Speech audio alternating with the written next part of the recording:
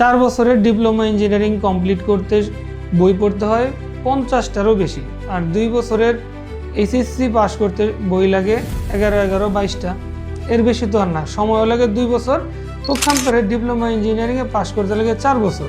তো যারা বলেন 4 বছরের ডিপ্লোমা ইঞ্জিনিয়ারিং আর 2 বছরের এইচএসসি সমমান, তাদের কাছে আমার প্রশ্ন, ভাই আপনারা কি পড়াশোনা করছেন কিছু? হ্যাঁ, একটু পলিটেকনিকে ঘুরে আসেন বারান্দা দিয়া, তাহলে টের পাইবেন যে ইঞ্জিনিয়ারিং পড়তে কত কষ্ট। ইঞ্জিনিয়ারিং পড়াটা তো সহজ না ভাই। ইন্টারমিডিয়েট পাস করছেন, আপনাদেরকে তো আমরা সম্মান করতেছি, সম্মান দিলে সম্মান পাইবেন, এটাই সত্য। 4 বছরের ডিপ্লোমা ইঞ্জিনিয়ারিং কোর্স আর 2 বছরের এইচএসসি কখনোই সমমান না।